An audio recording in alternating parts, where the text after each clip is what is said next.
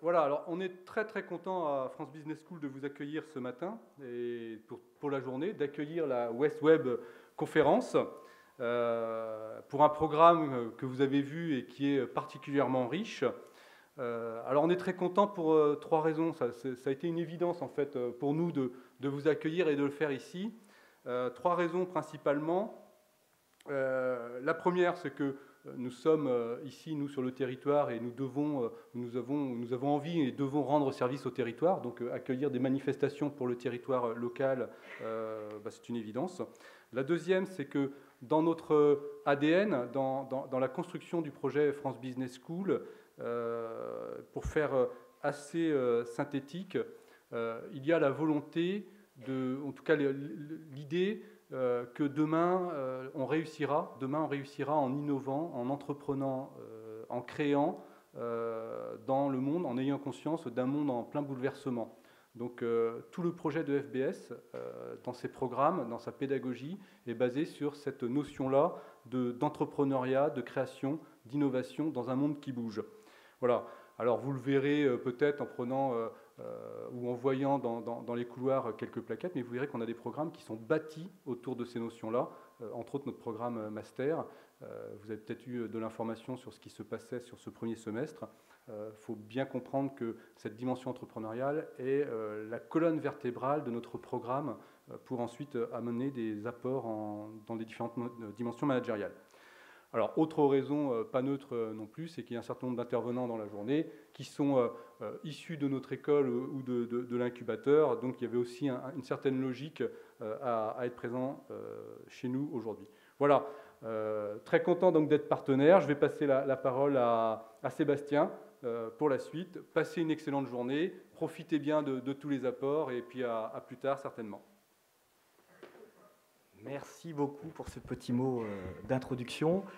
Merci à vous d'être venus aussi en nombre. Nous attendons sur la journée près de 300 personnes. Merci aussi à nos partenaires, à notre dizaine de partenaires qui nous ont fait confiance dès le début. Lorsqu'au mois de juillet, on a imaginé une journée de ce type, c'est vrai qu'on ne s'attendait pas à une telle affluence et à un tel plateau. C'est vrai que le plateau s'est enrichi au fur et à mesure. On a vraiment énormément d'intervenants de qualité. Je vais vous montrer tout à l'heure le programme. Ça démontre vraiment du coup que le web brestois, finistérien et breton est réellement en route. Nous n'avons pas ou plus à rougir de tout ce qui se passe en dehors de la Bretagne. Donc c'est vraiment maintenant qu'il faut que l'on prenne tous ensemble notre envol. Beaucoup d'entreprises, de structures ont compris que voilà, on avait vraiment de réels relais de croissance sur Internet. Et justement, voilà, on va essayer de créer aussi en deuxième partie de journée voilà, on va parler de start-up, de success story, et vous allez voir, il y en a déjà quelques-unes. Alors, par rapport au programme, donc on va enchaîner. Le timing va être très serré. J'aurai une petite cloche pour les speakers pour qu'ils gardent bien le timing et le tempo. Donc dès 9h10, on va parler de tout ce qui est Web to Store, donc le fait de faire venir des internautes en lieu de vente physique.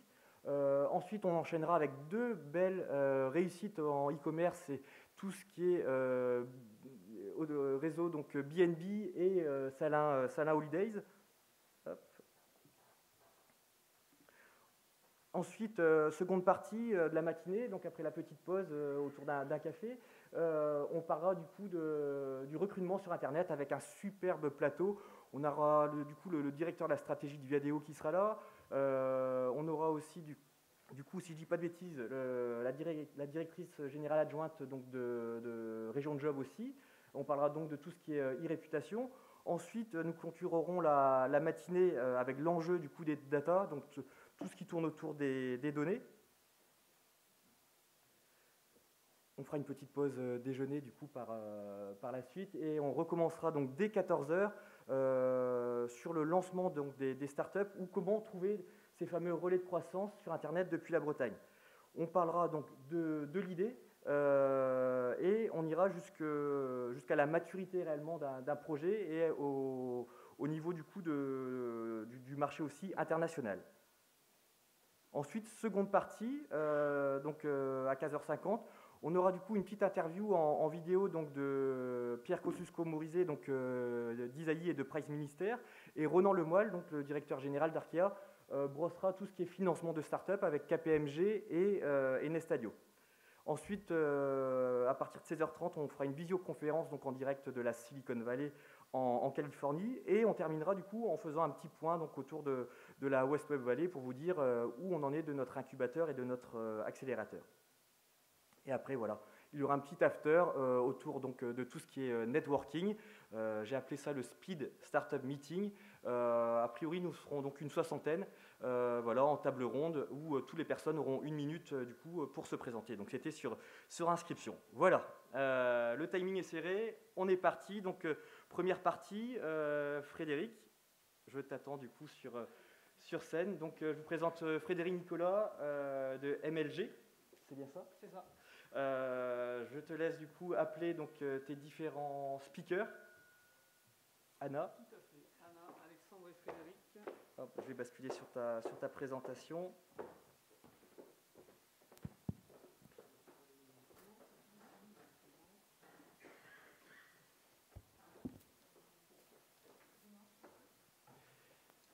Et j'en profite du coup, le temps que les speakers s'installent. Le hashtag du coup sur Twitter, c'est WestWebConf, d'accord, pour ceux qui souhaitent tweeter. Et il y a aussi le hashtag FranceBS, vu que l'on est à France Business School. Donc voilà.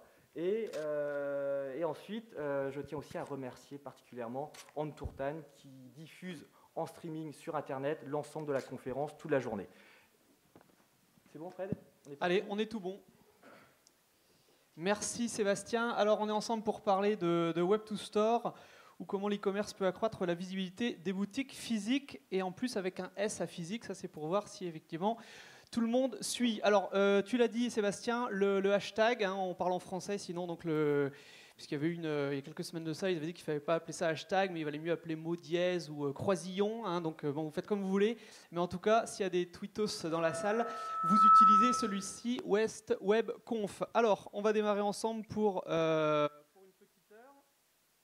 Alors, c'est bon, le micro est avec nous. Alors, on va commencer par une petite présentation. Je vais passer la parole à chacun des speakers qui sont avec nous pour cette session, pour qu'ils puissent se présenter, que vous les connaissiez bien et compreniez les raisons de leur présence aujourd'hui sur cette conférence. Allez, honneur à la jante féminine, Anna Péculier, bonjour, côté commerce, quelques mots de présentation. Anna, c'est à vous. Oui, c'est bon. Oui. C'est tout bon. C'est tout bon. Bonjour, Anna Péculier, je fais de l'accompagnement en marketing et performance commerciale. Eh bien, très bien, on continue. Alexandre. Oui, donc Alexandre, fondateur de Local et dirigeant. Local est un service de publicité géolocalisée. Voilà, qu'on aura l'occasion de découvrir au cours de la session. Et on termine avec Frédéric. Donc, je suis dans la société Linkea, qui est une société de web marketing, apport de trafic en général, réseaux sociaux, emailing et référencement naturel. Voilà, régional de l'étape, puisque vous êtes basé à Guipava, Brest. À Guipava, voilà. Allez, on commence. Le Web2Store. Alors, Web2Store, on va définir un peu tous les termes. Alors, on parle de Web2Store. Il y a d'autres termes qui coexistent. On parle de repos, robots, etc. Alors, pour mettre tout le monde d'accord, on va déjà définir les termes. Alors, je vous précise déjà, il y a pas mal d'acronymes, il y a pas mal d'anglicismes dans la conférence. Donc, on va essayer quand même d'expliquer tout ça. S'il y a des choses que, si on est allé un peu vite, vous nous faites un petit signe. On décrypte ensemble. L'idée, évidemment, c'est qu'on raccroche tout le monde et qu'on avance ensemble sur cette session. Alors, Web2Store. Source, le journal du net, le Web2Store décrit le comportement des internautes qui recherchent des informations sur la toile avant d'acheter en magasin. Est-ce un énième effet de mode du monde du web? Non, bien au contraire, il s'agit d'une tendance durable. Donc, on consulte des éléments sur la toile avant d'acheter en magasin. Ensuite, j'avance tout de suite avec robot, parce qu'on est dans le même ordre d'idée. Ensuite, je vous passe la parole. Donc, vous avez les définitions ici, robot qui sont synonymes, hein, research online, purchase ou buy offline. Donc, pareil, on recherche en ligne et on achète en magasin. Donc, quand vous entendez ces termes-là, robot, Web2Store, l'idée est la même, c'est une partie web pour faire venir sur le point de vente. Un commentaire, Anna? C'est vrai qu'on parle beaucoup de ces termes. Je crois que le chapeau en fait de tout ça, et c'est peut-être l'info que tu as après, c'est vraiment la convergence en fait des deux économies, c'est-à-dire le commerce traditionnel et l'e-commerce qui aujourd'hui convergent. Et on voit bien que l'expérience est très riche en fait, et surtout avant tout très riche pour le client. Donc il y a eu un rapport en fait de la FEVAD, je crois que tu en parles après peut-être Frédéric. Exactement. Qui se projetait en fait sur l'e-commerce en 2020. Le titre était un petit peu provocateur, mais disait 2020, la fin du e-commerce. Et moi j'y crois. Je pense qu'en effet, l'e-commerce est déjà presque fini. On parle aujourd'hui de commerce connecté. Alors c'est quoi le commerce connecté? C'est à la fois, entre autres, ces notions de repos, de web to store, de showrooming, les phénomènes de géolocalisation, on est complètement dedans également, mais tous les outils en fait aujourd'hui marketing que l'on trouve sur le web sont également valables dans le commerce traditionnel et en mobilité. Donc c'est vraiment tout cet univers qui converge et voilà, partant du besoin client. Frédéric en complément, et ensuite on continue à définir les termes. Oui, en fait, à contrario, on pensait dans les fins des années 90, début 2000, que le cataclysme allait arriver dans nos centres-villes en n'ayant plus du tout de personnes qui allaient vivre et acheter dans nos commerces locaux. En fait, 14 ans, 15 ans après, on voit absolument pas du tout ça. Il y a encore des gens en centre-ville qui achètent, et aujourd'hui on est vraiment parti dans un phénomène de repos, web to store, etc. Exactement. Donc, ce cataclysme n'est pas arrivé. Ouais, tout à fait. Et il y a encore des vrais gens dans les vraies rues avec des vrais commerces. Tu veux qu'on approfondisse peut-être sur quelques termes? Voilà, je vais juste rebondir sur les autres termes qu'on avait fait figurer ici, parce que c'est des termes qu'on a déjà cités ou qui reviendront, et c'est mieux que voilà, qu'on les définisse dès le début. Alors showrooming, j'ai pas mis de définition, mais l'idée du showrooming, c'est un peu l'inverse du web to store, c'est que les gens justement viennent en boutique pour consulter, pour regarder le produit, parce que on parlera tout à l'heure des forces faiblesses un peu du point de vente versus l'e-commerce, mais par exemple dans le domaine de l'optique, on aime bien aller voir en magasin, essayer directement des lunettes, voir si ça va sur son visage, et puis finalement après on va peut-être aller commander en ligne chez un opticien, on va dire, alternatif. Donc le showrooming, c'est cette tendance-là. Est-ce qu'il y a un complément, Anna? C'est une réalité que connaissent, je pense, beaucoup de commerçants aujourd'hui.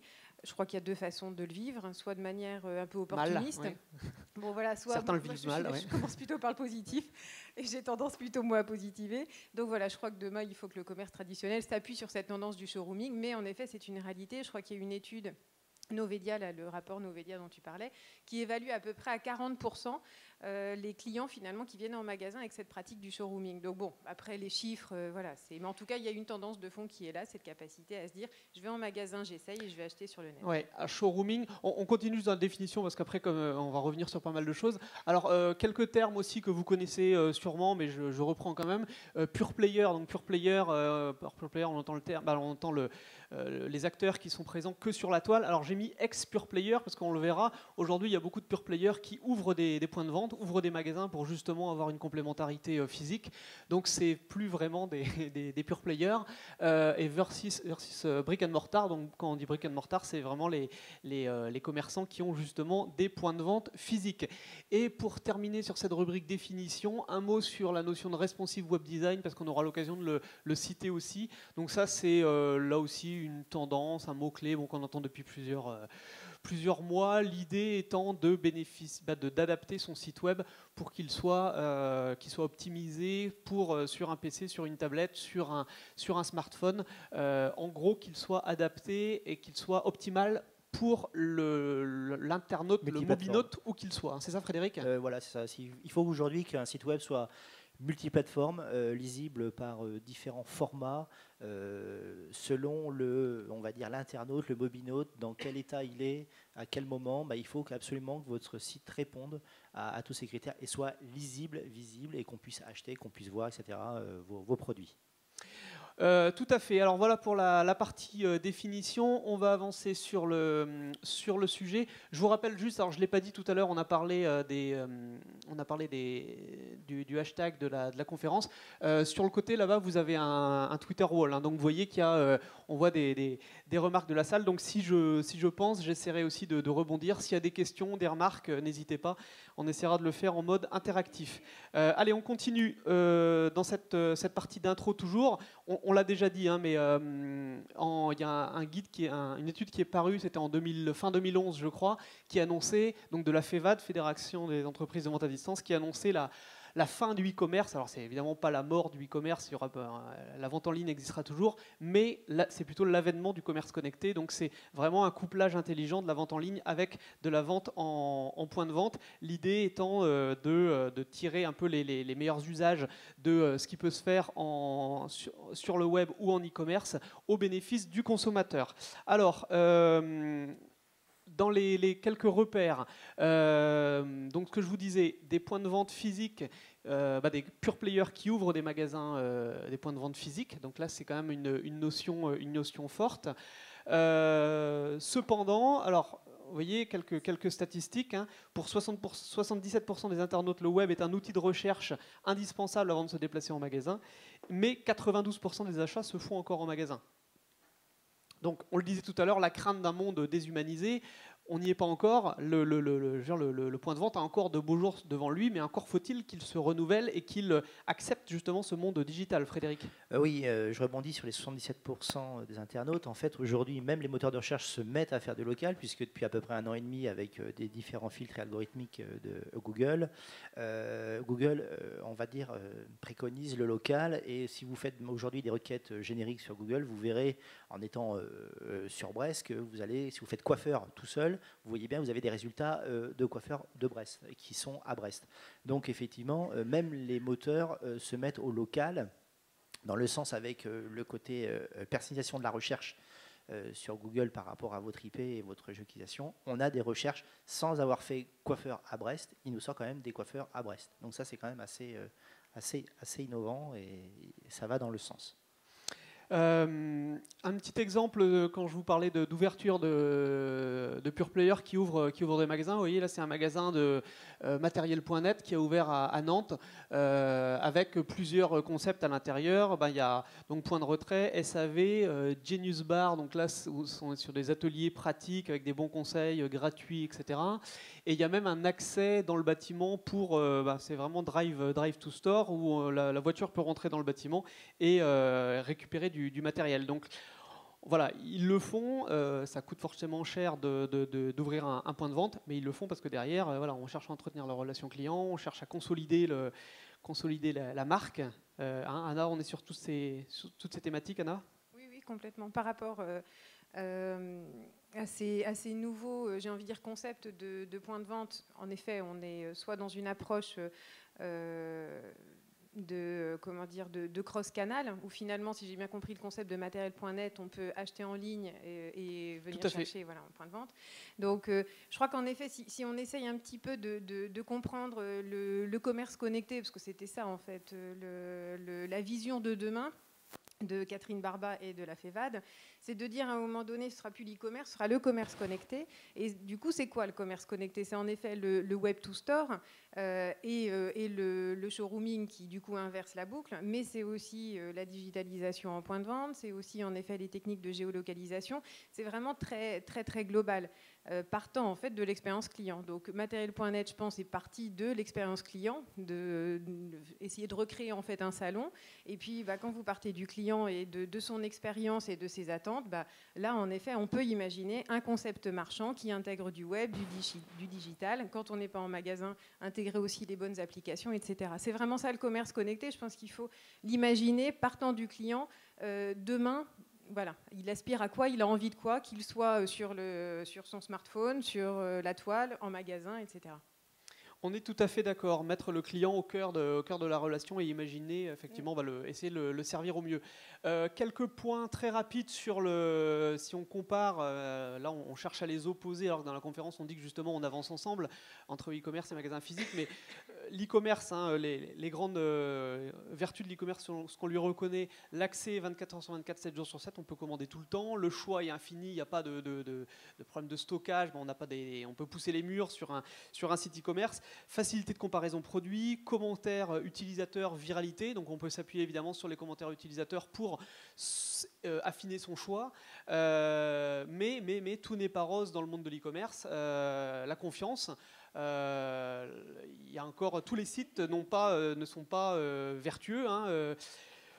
autour de moi, il y a des gens très proches qui ont commandé il n'y a pas longtemps des chaises sur Internet, croyant faire une bonne affaire avec des chaises qui étaient moins chères que des chaises designées un peu moins chères que la tendance. Il s'est trouvé qu'ils n'ont pas été livrés, que évidemment on les a encaissés très vite. Alors ça, pour ça, il n'y avait pas de problème. Mais bon, le site n'était pas adhérent FEVAD. Il y a beaucoup de choses. Il y a beaucoup de monde sur la toile. Il y a 117 000 sites de e-commerce.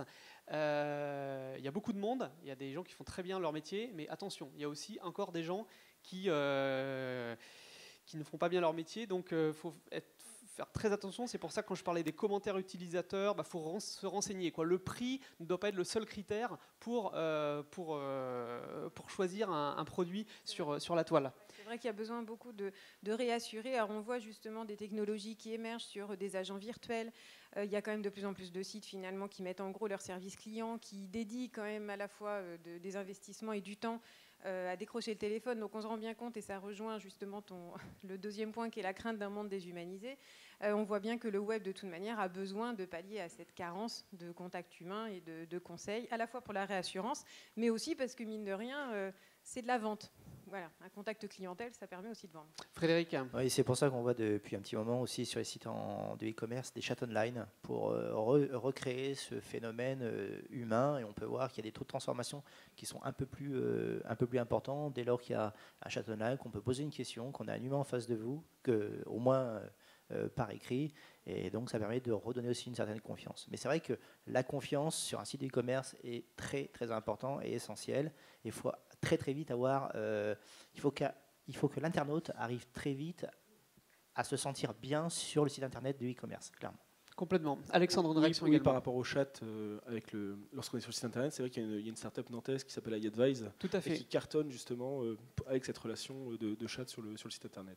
Exactement, iAdvise, et il y a plein de différentes solutions, mais l'idée est là, c'est de montrer que derrière le site internet, même si on ne le connaît pas, il y a des hommes, il y a du sérieux, les utilisateurs, les clients sont contents. Voilà. Et dans les points négatifs par rapport à l'e-commerce, donc peu d'accompagnement dans l'acte d'achat, frein vis-à-vis du paiement en ligne, la livraison, la livraison, la logistique, ça reste aussi le nerf de la guerre. C'est très bien d'acheter un produit sur Internet, mais est-ce qu'on est livré à temps? Est-ce que la qualité de la livraison est là? Le produit pas endommagé? Est-ce qu'on est suffisamment averti? Voilà, donc tout n'est pas rose dans le monde de l'e-commerce, et c'est pour ça justement que il y a vraiment une place à trouver en complémentarité e-commerce, magasin physique. Anna. Un point, si je peux me permettre, le e-merchandising est franchement calamiteux sur Internet, de mon point de vue. Donc là, je pense qu'il y a aussi des opportunités peut-être demain, à la fois pour les e-commerçants, mais je pense aussi pour les prestataires. Je me rends compte régulièrement qu'il est quand même plus difficile d'appliquer les règles du merchandising, du commerce traditionnel sur le web. Et voilà, moi j'ai hâte de voir des solutions technologiques pour améliorer le merchandising sur le web. On est tout à fait d'accord. Donc là, c'était pour le bilan un peu sur l'e-commerce. Au niveau des magasins physiques, très rapidement, pour dire qu'ils ont évidemment, le point de vente doit trouver sa place. Évidemment, il n'y a pas d'accès 24 heures sur 24, 7 jours sur 7. Le choix est plus limité, la digitalisation est guère optimisée, mais le magasin reste la seconde source d'information privilégiée par les Français derrière l'entourage. On va en magasin pour avoir des conseils, pour avoir de l'information, pour être rassuré aussi dans sa démarche d'achat. Anna. Oui, complètement. Et en même temps, ce qui est étonnant, c'est que certaines études montrent que les clients ont certaines attentes en matière de prix, de service, de disponibilité de stock, là où en fait certains commerces traditionnels pensent encore que c'est principalement pour la qualité d'accueil, la vente, etc. Alors, la vérité, je crois qu'elle est un peu dans tous ces points. Ce qu'il faut surtout, c'est que ça converge et puis qu'on parte du client pour savoir ce qu'il attend en magasin et sur le site. Maintenant, c'est vrai que le vrai problème, il est pour les vendeurs et les équipes commerciales, parce que c'est vrai qu'on vient en magasin pour du stock, pour le prix, le promo, l'accueil, etc. Mais la recherche d'information, c'est à un moment donné le vendeur qui la détient aussi. Et c'est vrai que malheureusement, les équipes commerciales aujourd'hui ne sont plus détentrices du savoir. Et c'est vraiment ce qui a changé pour le rôle du vendeur. Le consommateur est surinformé, exactement. Il compare. Connecté, averti, très informé. Tout à fait. Ouais. Frédéric. Et selon une étude Ipsos que j'ai trouvée, donc il y a 78% en fait qui trouvent un avantage, je reviens aussi à ce qu'on disait tout à l'heure, d'aller toucher, d'aller essayer avant l'achat en magasin. Et pour 66% des Français, le contact est primordial. C'est-à-dire que le côté humain est primordial pour son acte d'achat en magasin. Tout à fait. Donc on reboucle avec justement l'ouverture des points de vente aussi pour les pure players. On voit que tout ça, c'est impactant pour la gestion de la relation client. Excuse-moi. Oui. Et également par rapport à l'ouverture des pure players, parce qu'en effet ils sont nombreux. Il y a aussi l'image de marque, la visibilité. À un moment donné, les pure players vont vers le commerce traditionnel aussi pour quand même accroître leur visibilité et avoir une expérience client plus directe.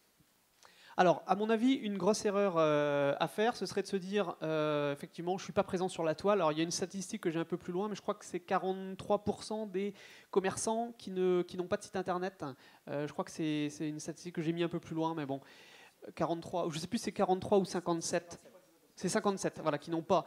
Et l'erreur, à mon avis, serait de se dire, ok, je ne suis pas présent sur la toile, il faut que j'y sois, je me lance dans une démarche e-commerce. Surtout pas. L'e-commerce, on l'a vu, c'est loin d'être facile.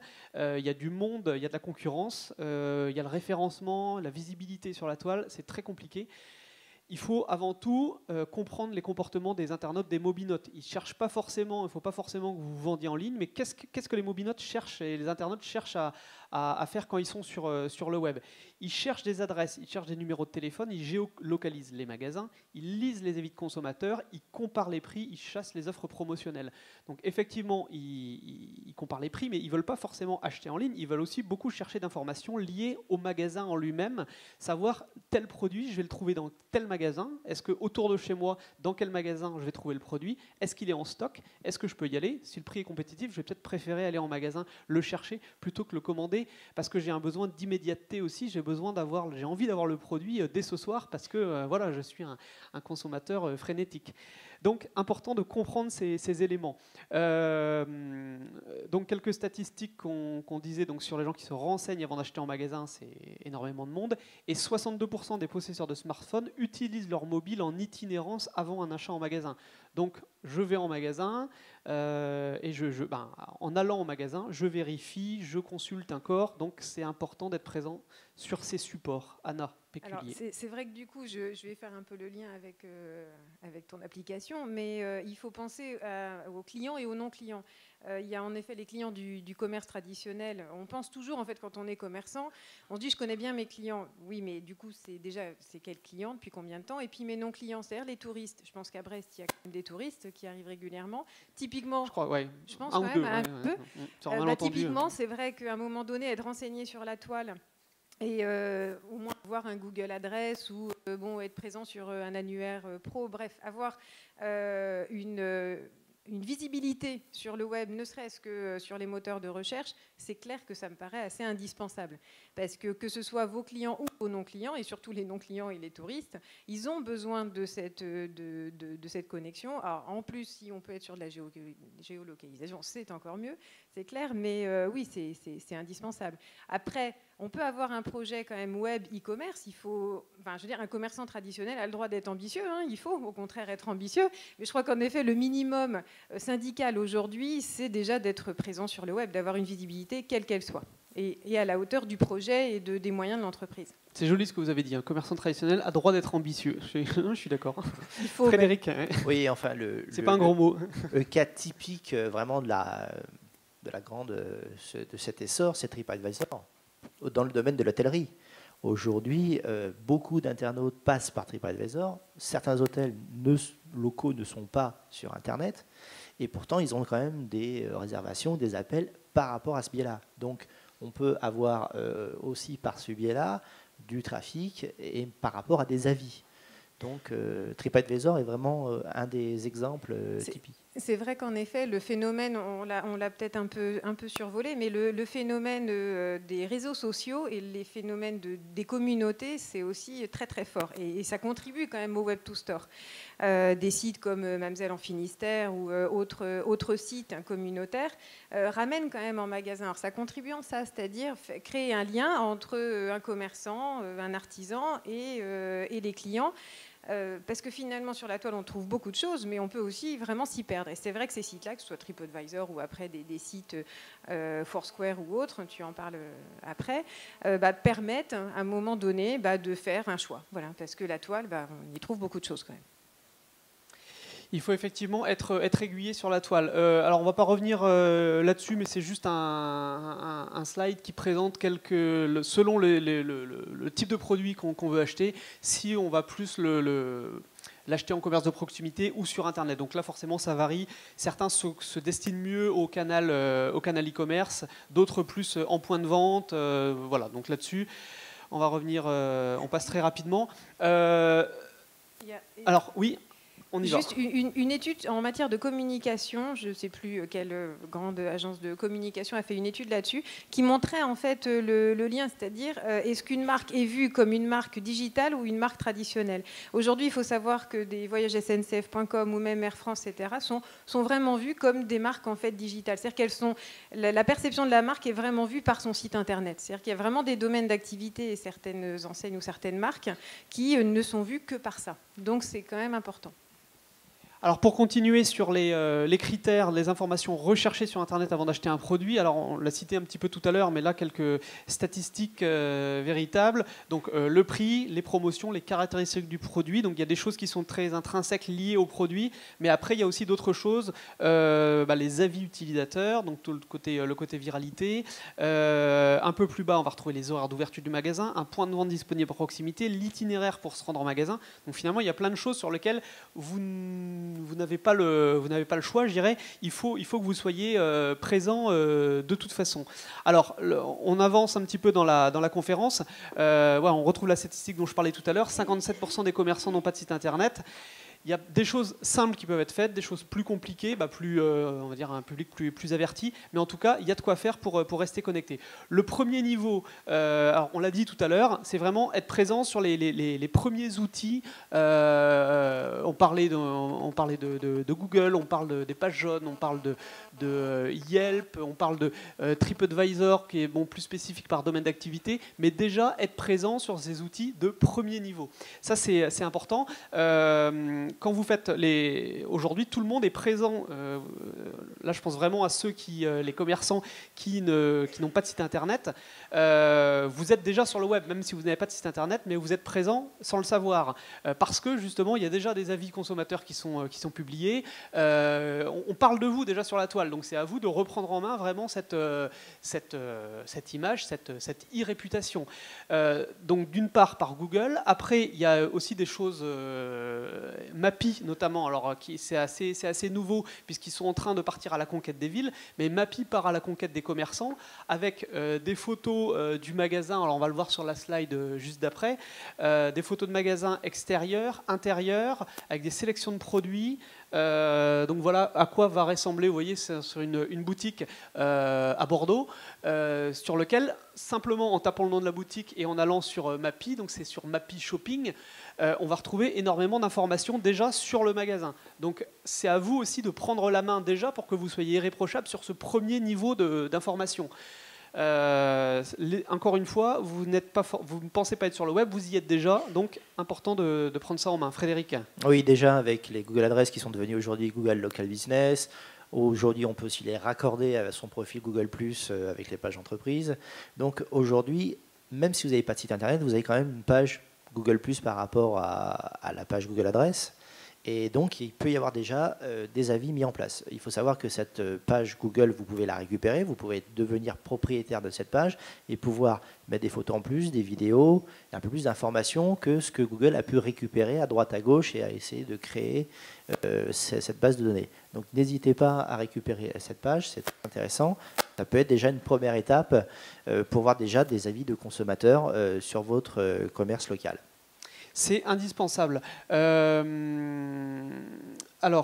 sur tous ces outils-là, les réseaux sociaux. Alors on l'a pas trop cité encore. On l'a juste indiqué tout à l'heure. On a parlé très rapidement de Facebook. Mais à défaut d'avoir un site internet, parce que c'est trop onéreux, parce que vous pensez que vous n'avez pas le temps d'y publier de l'information, ou parce que vous avez toutes vos raisons pour ne pas y être. Les réseaux sociaux, ça reste évidemment une alternative gratuite qui peut ne pas prendre beaucoup de temps. Après, il faut choisir entre les réseaux sociaux. Frédéric.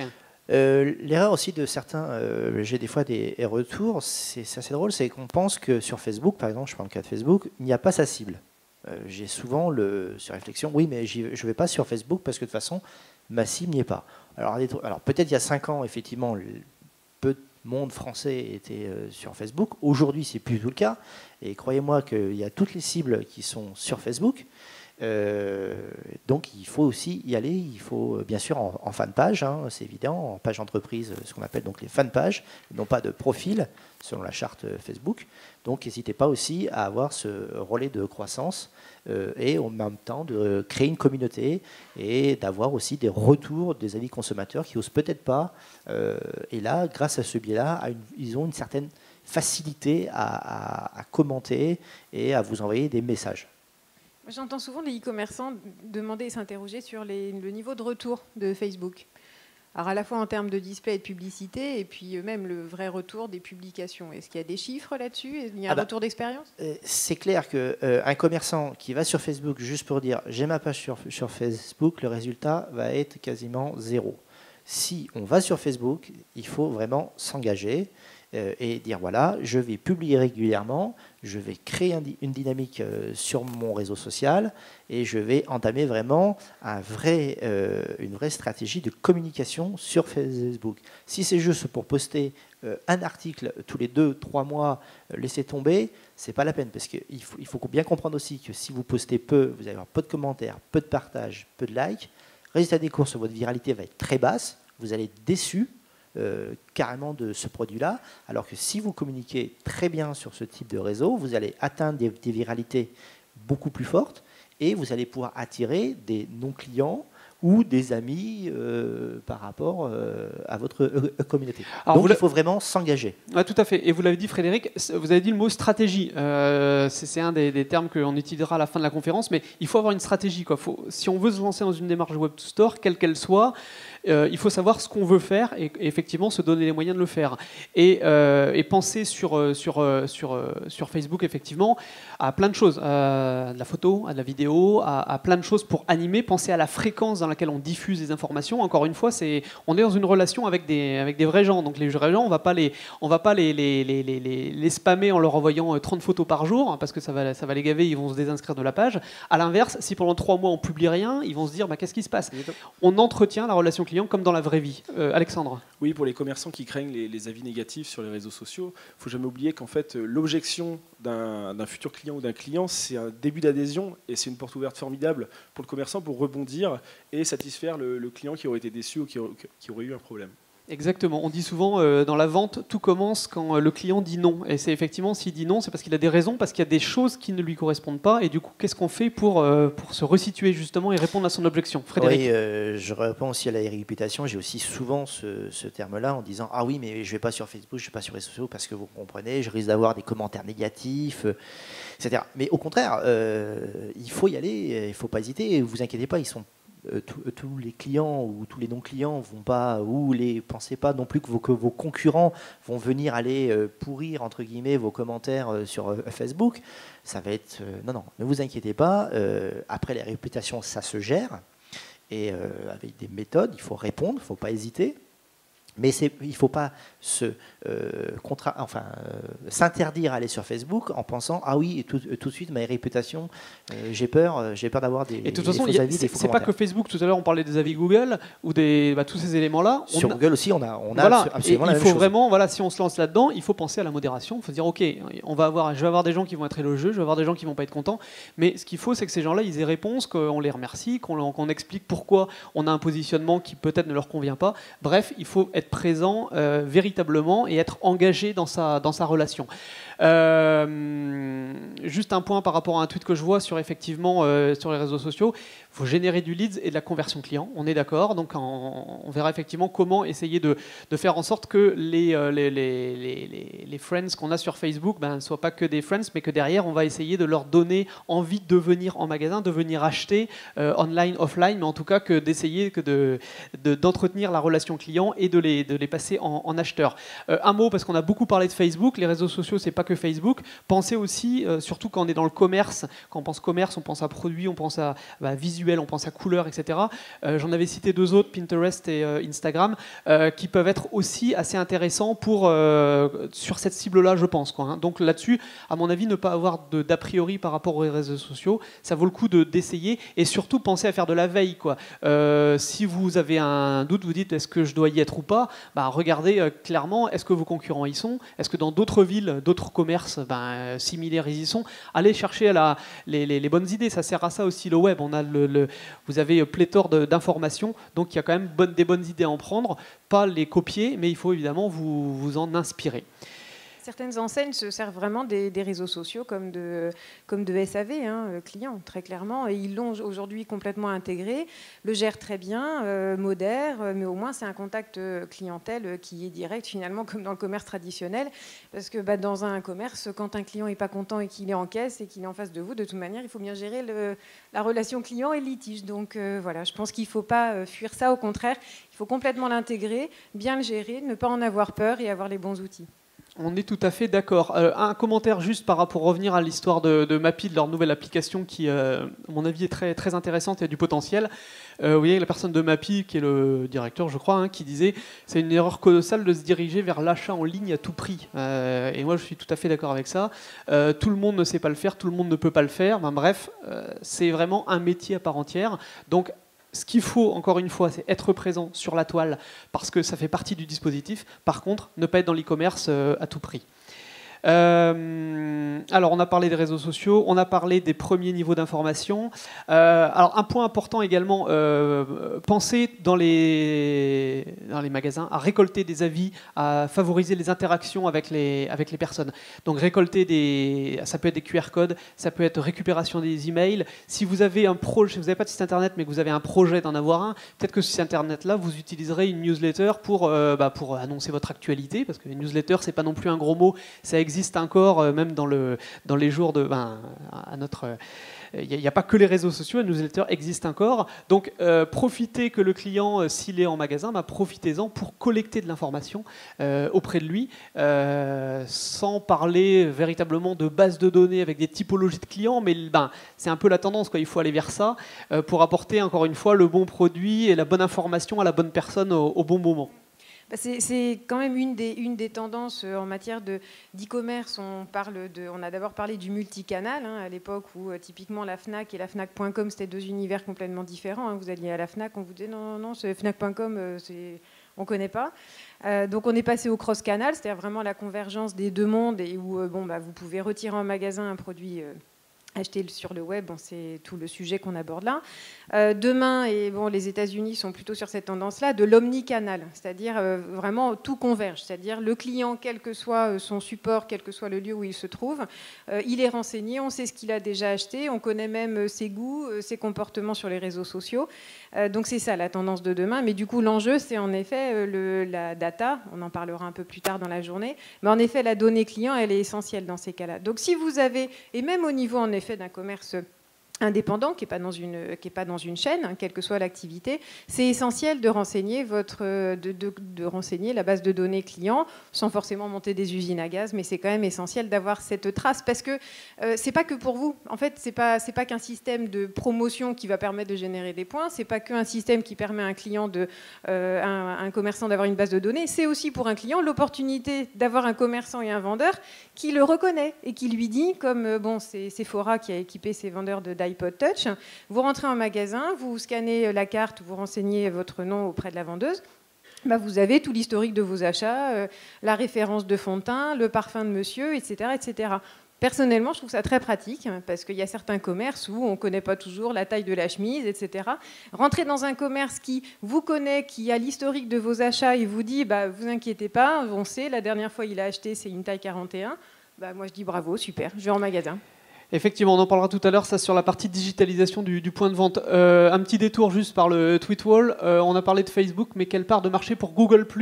C'est vrai, est-ce que Google+, il faut s'y intéresser ou pas, Frédéric? En fait, à contrario, tout ce qui est mis à l'heure actuelle, on dit Google+, ça démarre pas, etc. Selon les dernières estimations, ce serait à peu près à 500 millions déjà d'utilisateurs. Alors maintenant, il y a des grandes...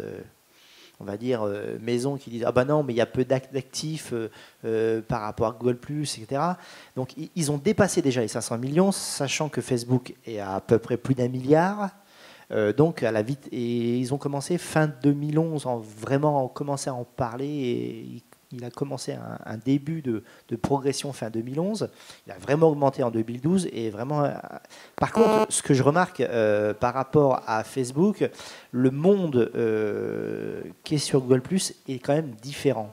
Dans le sens où on a un peu plus de professionnels, un peu plus de métiers techno, on va dire, par rapport à du Facebook, où on va dire qu'on va retrouver l'ensemble, on va dire, de la population. Et Google+. Donc ça va venir. Google+ est en train d'augmenter au fur et à mesure du temps. Il y a de plus en plus, je pense, d'acteurs actifs sur Google+.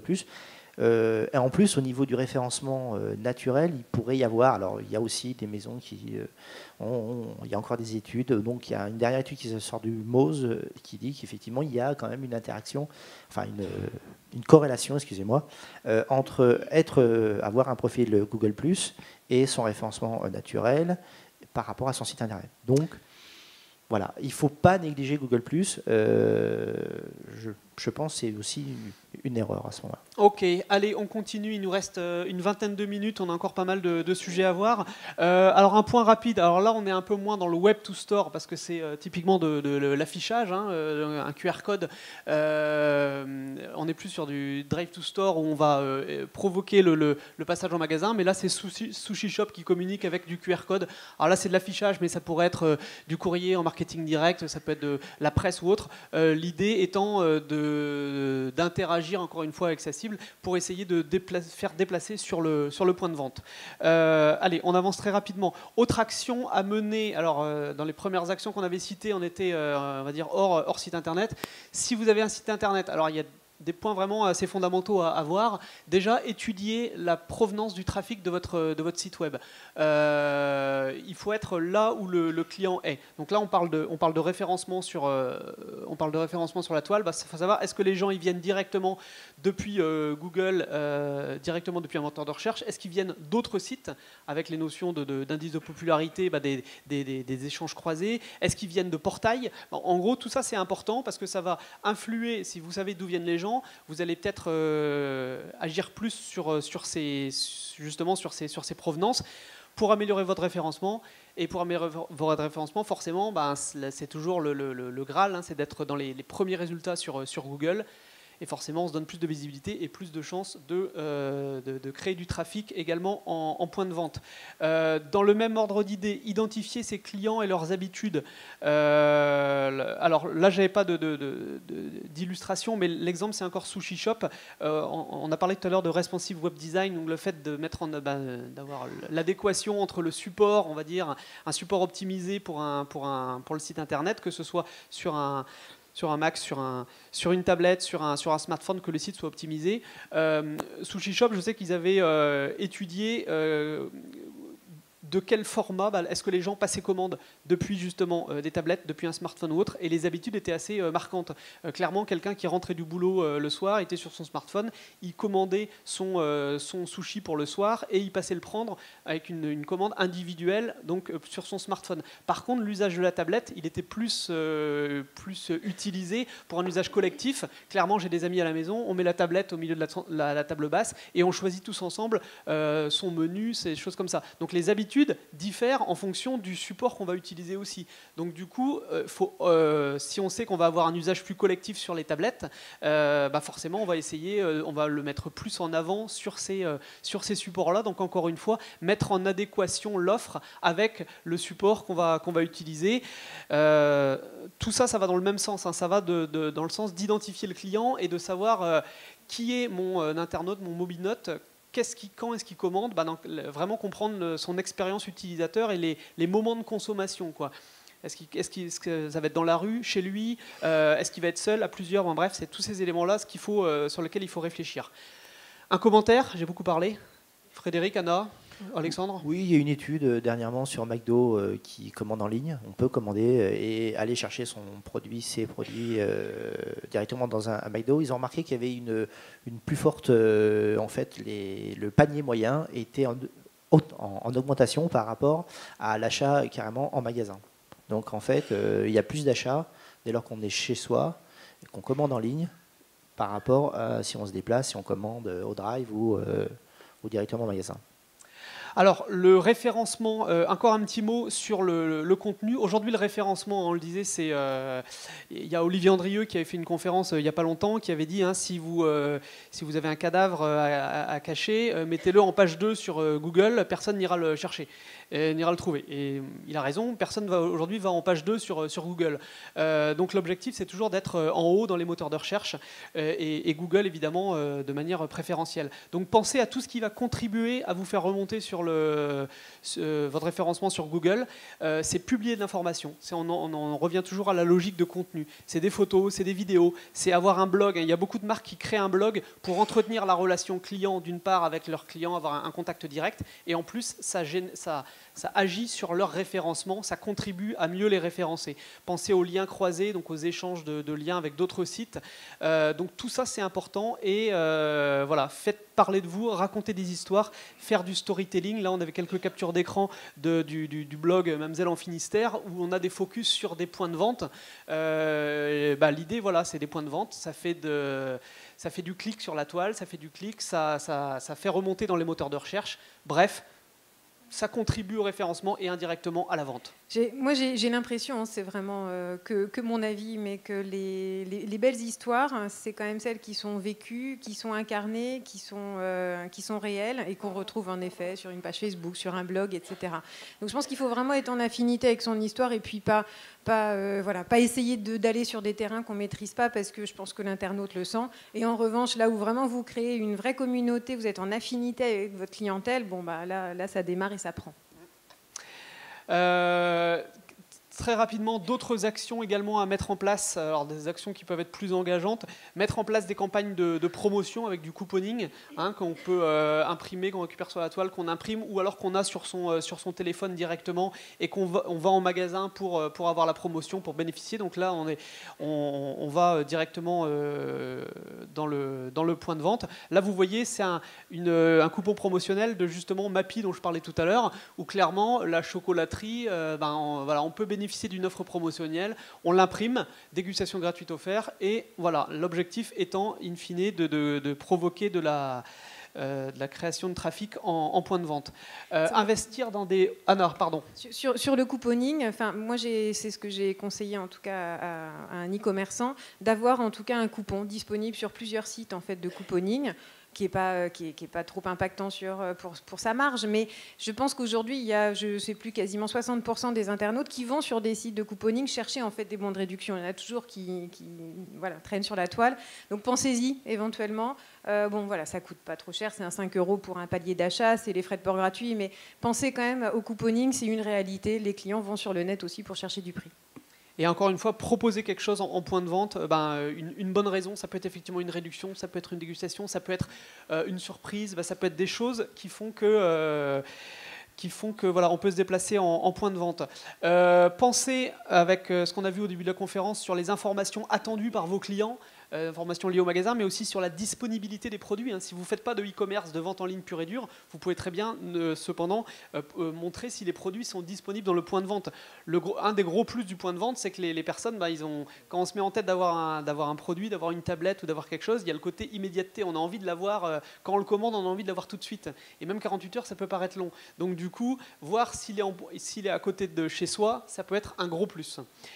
et proposer un module de prise de rendez-vous sur Internet. Là, par exemple, Yves Rocher le fait. C'est tout simple. On prend simplement rendez-vous sur Internet. Donc, encore une fois, c'est facile. On crée du trafic en point de vente et sur lequel le fait de prendre rendez-vous sur Internet, c'est facile parce que ça, c'est pas par téléphone, donc ça mobilise pas une personne en magasin qui répond, qui arrête ce qu'il fait, etc. Donc, il n'y a pas de perte de temps. C'est un module qui se gère très bien et ça peut se gérer même. Je crois qu'il y a des choses qui vont sortir même pour des boulangeries ou pour des coiffeurs. Il y a beaucoup de choses sur vraiment des petits points de vente indépendants où il y a des bonnes idées à prendre. Très rapidement, autre action à mener en magasin.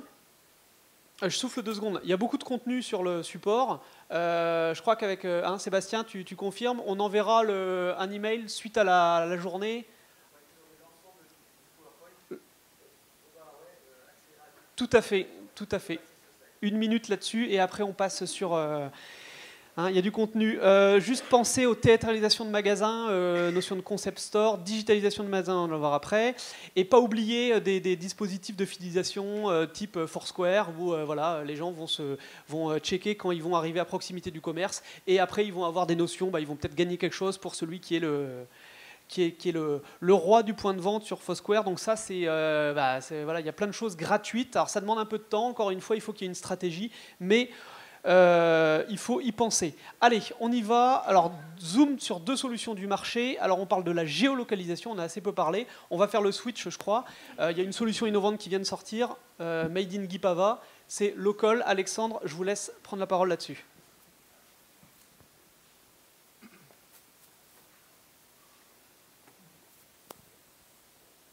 Oui, donc Local, jeune pousse brestoise, dont le développement a commencé fin 2012 et qui ensuite a été sélectionné à la West Valley au premier trimestre 2013, et dont le but est de mettre en application les préceptes du Mobile to Store, donc une variante du Web to Store. Le principe, c'est les commerçants qui vont venir sur notre site web et indiquer où se trouve leur point de vente. À partir de là, ils vont créer une campagne publicitaire et indiquer pour chaque point de vente un périmètre. Parallèlement, les mobinautes qui auront préalable téléchargé l'application Local sur Android ou sur leur iPhone, je vous explique dans 2 slides pourquoi ils vont la télécharger. Quand ils rentreront dans la zone telle qu'elle a été définie par le commerçant, ils vont recevoir automatiquement l'annonce publicitaire sur leur téléphone. Donc on le voit, on a 2 cibles, les commerçants et les mobinautes. Donc tout d'abord, les mobinautes qui ont un smartphone Android ou iOS, ça représente 30% de la population totale. Sur Brest, ça fait à peu près 93 000 personnes. Alors quel est l'intérêt pour eux de télécharger l'application Local? Tout d'abord, on vient de le voir, c'est la géolocalisation. C'est toujours plus intéressant pour moi qui suis rue Jean Jaurès de recevoir une annonce pour le McDonald's qui est rue Jean Jaurès plutôt que pour le Quick qui est à Pénarcleuse, et inversement. Donc ça, c'était le principe de départ. Mais on s'est dit, voilà, actuellement, il y a beaucoup de publicité partout. Qu'est-ce qui va pouvoir être intéressant pour le mobinaute pour qu'il télécharge notre application? C'est la rémunération. En fait, on va rémunérer les mobinautes pour lire la publicité. Comment ça se caractérise? À la réception de l'annonce, donc on voit la capture d'écran, il va y avoir 2 pouces en bas de l'écran, j'aime ou j'aime pas. Le fait de cliquer sur un de ces 2 pouces, ils vont gagner 1 point. S'ils complètent justement la démarche Mobile to Store en se rendant dans le magasin pour scanner un code 2D, ils vont gagner 4 points, ça va quadrupler leurs points. Et dès que le mobinaute va avoir 200 points, on va lui faire un virement sur son compte en banque de 20 €. Donc nous, ça c'était les 2 principes de départ, la géolocalisation et l'intéressement. Et après qu'on ait été sélectionné par la West Web Valley, on a fait une étude de marché sur Brest pour valider notre modèle. Et on s'est rendu compte que 78% des personnes étaient intéressées pour recevoir de la publicité si ça répondait à leur centre d'intérêt. Donc nous, c'était quelque chose en tant que porteur de projet qu'on n'avait pas du tout vu, on pensait que ça c'était suffisant. Et donc on a rajouté au sein de nos applications mobiles la possibilité de choisir des thématiques. Donc actuellement on en a 10, c'est quelque chose qui est en perpétuelle évolution. Et donc le but c'est que ainsi le mobinaute trouve chaussure à son pied. Voilà, donc quelques captures d'écran. Donc on voit à gauche le formulaire d'inscription très simple, on ne voulait pas de frein à l'inscription, on voulait demander très peu d'informations. Ensuite, la fameuse page annonce, les thématiques, je viens de vous en parler. Et à droite, la cagnotte avec les 200 points pour avoir le virement de 20 €. Et de l'autre côté, donc, on a les commerçants. Et eux aussi ont intérêt à utiliser Local. Et donc les commerçants, donc les 600 000 commerces de proximité ou bien les 2000 distributeurs ou franchiseurs. Le budget annuel moyen qu'on a estimé, c'est 750 € par an, et en fait le but c'est d'en détourner une partie dans le call. L'intérêt pour le commerçant, on vient de le voir, c'est la géolocalisation. En effet, pour susciter l'achat d'impulsion, c'est toujours mieux de pouvoir capter les mobinautes qui passent à proximité de mon magasin dans un rayon de, pour l'instant on est de 200 à 2000 mètres, voire même on peut étendre énormément la zone. Mais bon, le but c'est de capter ceux qui passent à proximité de mon magasin pour déclencher l'achat d'impulsion. Et donc on l'a vu avec le formulaire d'inscription, on demande également l'âge et le sexe du mobinaute, et en fait le commerçant va pouvoir cibler ses publicités. Ça va faire cliché, mais on peut très bien imaginer qu'un concessionnaire va plutôt cibler les hommes cinquantenaires, et un salon de coiffure pour dames va pouvoir plutôt sélectionner les femmes, puisque c'est sa clientèle. Ensuite, la campagne va se dérouler, et il va y avoir l'analyse post-campagne. Donc on l'a vu, le mobinaute a indiqué s'il aimait ou s'il n'aimait pas la publicité, et on a son profil, si c'est un homme, une femme et son âge. Donc on va mixer tout ça, et en fait on va restituer au commerçant l'information pour savoir si sa campagne a plutôt suscité la satisfaction chez les hommes, chez les femmes, et ainsi pouvoir... je vais vous montrer dans la capture d'après, donc c'est la capture de droite, donc en fait il a une ligne par mobinaute qui a lu, et après il a la possibilité de filtrer et de pouvoir retravailler la donnée. Sur la gauche, on voit donc le processus de création de campagne qu'on a voulu très simple, avec donc la possibilité d'intégrer l'ensemble de ces points de vente et de désigner le rayon d'action. Et en bas, donc, c'est la page d'accueil avec l'histogramme des campagnes et du taux de satisfaction des mobinautes. Voilà, donc le format là, de la table ronde ne permet pas de répondre aux questions-réponses, mais je suis disponible si vous avez des questions, j'y répondrai volontiers lors des séances de pause et de networking. Tout à fait. Un petit commentaire peut-être, Frédéric, là-dessus. Non, je vais quand même pas, vu notre... Non, mais c'est intéressant. On utilise la géolocalisation. Et par contre, l'un des points, à mon avis, importants, c'est de maîtriser un peu la pression marketing sur les personnes pour que, justement, c'est ce qu'on disait, pour qu'ils ne reçoivent pas trop d'informations et qu'ils puissent bien choisir le type d'informations qui vont être acceptées sur leur mobile, quoi. Ah bah oui, si on veut vraiment être vraiment... aujourd'hui, la personnalisation est partout. Et je pense que la personnalisation aussi de la publicité, par rapport à la socialisation ou par rapport au choix d'une thématique, effectivement, est importante. Mais disons que le profiling, ce n'est pas uniquement l'intérêt pour le commerçant, c'est également pour le mobinaute, pour avoir des publicités qui lui correspondent. Il ne faut pas voir que le côté commerçant du profiling qui est intéressant, c'est pour les deux.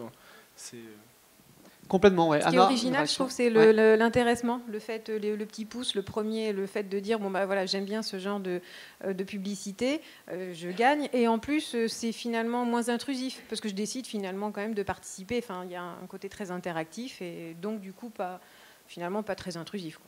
Eh ben, complètement. Je pense qu'on aura l'occasion d'en reparler dans la journée. En tout cas, si vous voulez en savoir plus, évidemment, Alexandre se tient à votre disposition.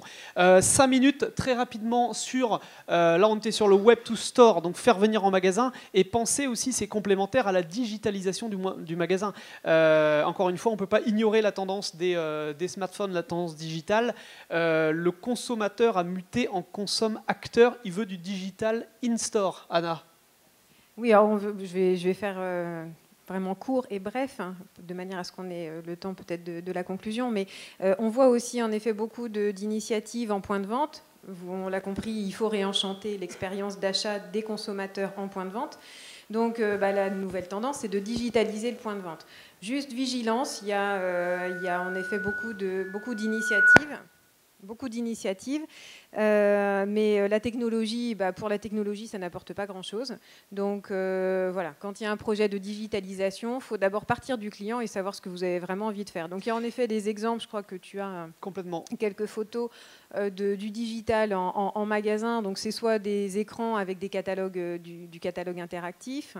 Bon, là, un petit mot sur la... Alors là, il y a Starbucks. Alors Starbucks, c'est de l'échange de... Alors là, ce que l'on voit, oui. Bon. C'est des votes, non, c'est ça? Alors là, Starbucks, pour moi, c'est presque... Enfin, c'est l'exemple même de l'omnicanal. C'est-à-dire qu'aujourd'hui, chez Starbucks, sur l'application, vous pouvez commander votre chocolat ou votre mochaccino comme vous voulez. Il vous attend. Vous payez en système NFC, c'est-à-dire c'est sans contact. Sans contact, ouais. Vous pouvez même interagir sur les réseaux sociaux et suggérer des recettes, etc. Bon, c'était plus une illustration vraiment de l'omnicanal. Un autre Là, exemple, voilà, là, on a librairie l'exemple à Lyon. Ouais. voilà, de deux sites, qui est sur le même marché qu'un bel acteur local qui est Dialogue, dans une approche, une stratégie un petit peu différente, puisque deux sites a décidé de vraiment pousser le digital et donc la liseuse. Et voilà, c'est un exemple en magasin de présentation de l'offre numérique, en fait. Donc dès que vous rentrez en point de vente, vous tombez directement là-dessus. D'accord. D'autres exemples qu'on voit avec des tables interactives. Alors, encore une fois, il faut prendre des précautions par rapport à ça. Il ne faut pas que ce soit qu'on se dise OK, il faut que je mette de la technologie partout dans mon magasin. Encore une fois, il faut que ce soit bien pensé, bien amené et que ça apporte une valeur ajoutée aux clients. La vitrine interactive, ça peut être assez intéressant. Hein, concrètement, toujours voir, se projeter plus dans l'achat. Là, on est dans le... C'est beaucoup de curiosité, ça. Hein. C'est clair que c'est beaucoup d'événementiel. Ça, la borne interactive chez But, hein, c'est vrai que ça, c'est très intéressant. Ça les a vraiment fait basculer en plus quand même dans un autre monde chez But. Et la borne interactive, clairement, ça permet une extension de gamme. C'est-à-dire qu'aujourd'hui, sur des surfaces forcément qui sont limitées, à un moment donné, on ne peut pas pousser les murs, voire même la tendance quand même dans le commerce et la distribution aujourd'hui, c'est plutôt de réduire les surfaces. La borne interactive permet à la fois de faire des extensions de gamme, donc de présenter des produits que vous n'avez pas en magasin, mais également d'être une aide à la vente. Ikea a inventé ça et fait ça depuis bien longtemps, mais ça peut être un excellent outil pour les vendeurs. Complètement. Et j'ai rajouté aussi Tweet Mirror, alors le fait de pouvoir tweeter, alors je ne sais plus c'était quel exemple, mais bon, bref, de générer des tweets voilà, automatiquement. La réalité augmentée aussi, de se projeter, bref, il peut y avoir des choses intéressantes à creuser. 1 minute pour la conclusion. Alors, définir une stratégie, on l'a dit, définir une stratégie et ne pas ignorer la tendance e-commerce smartphone. Ça existe, c'est incontournable et irréversible. Il faut voir, encore une fois, ne pas y aller à tout prix, mais voir comment en tirer profit et comment ça va rendre un meilleur service à ces consommateurs. Prendre les bons côtés du e-commerce et de l'achat de proximité, être là où le consommateur est. Objectif final, mieux servir le client final et créer un attachement à la marque. On est d'accord? Le mot de la fin, Frédéric, Alexandre, Anna. Frédéric. Le mot de la fin, ce sera, selon une étude, le Web2Store, le taux de transformation d'un site Web2Store est beaucoup plus élevé qu'un site classique, on va dire, un site de e-commerce national. Clairement, parce qu'on sait où on peut aller, dans le point de vente, on peut aller le chercher, on sait s'il est disponible. Et là, les taux de transformation ou de conversion, comme on veut, sont beaucoup plus forts. Alexandre. Oui, n'ayez pas peur, ayez confiance, allez-y. Ouais, complètement. Avoir confiance, définir une stratégie, connaître ses clients. Anna. Deux choses. Le premier, c'est 2,5 fois. Le client qui est multicanal, cross-canal, etc., connecté, consomme 2,5 fois plus que celui qui ne va qu'en commerce traditionnel. La deuxième chose, pour moi, les facteurs clés de succès d'un projet qui soit digital ou web, c'est 3 C et un I, on va dire le client, pensez à vos collaborateurs aussi, parce qu'un projet, si on veut qu'il marche, il faut aussi quand même accompagner les collaborateurs. La culture d'entreprise, c'est important. La vision que vous avez de votre métier de demain. Et puis l'investissement quand même, parce que c'est vrai que c'est nécessaire de faire appel soit à des professionnels ou en tout cas de dédier vous-même beaucoup de temps et d'investissement à votre projet. Voilà. Pour aller plus loin, ça marche, oui, c'est ça. Si vous voulez, pour vos lectures longue soirée d'hiver, vous pouvez consulter l'étude de FEVAD 2020, la mort du e-commerce. Il y a un livre blanc également sur le Web2Store qui est très intéressant de Novedia. Timing is everything. Sébastien, il est 10h08. Il va falloir clôturer. On va remercier nos intervenants par quelques applaudissements et on va passer la main à la session suivante. Merci. Merci. Merci pour cette première session. J'ai croisé quelqu'un, Antoine Crière, dans la salle du Biflo, qui avait un petit mot aussi à dire sur tout ce qui était Web2Store. Tu avais une petite question, une petite remarque? Merci Sébastien. Merci pour cette conférence. Bon, c'était très clair. Vous avez dit tout ce qu'il fallait et sur le référencement local. Juste un petit témoignage, puisque Biflo est spécialiste du référencement local depuis 10 ans. Référencer son commerce sur une vingtaine de sites internet, de Google Local à page jaune en passant par Foursquare, etc. Vous pouvez le faire vous-même. C'est pas si facile que ça demande quelques jours de boulot. Et donc on a monté une plateforme qui s'appelle sefairconnaître.com et qui permet de le faire en quelques clics et sur une vingtaine de sites pour appliquer la première phase de ce qui a été conseillé et qu'on ne peut que appuyer là-dessus. C'est extrêmement important d'être bien présent et au lieu d'avoir juste votre nom, adresse et téléphone, d'avoir une page entière avec des photos, des produits, etc. Voilà, c'était le message que je voulais faire passer. Merci.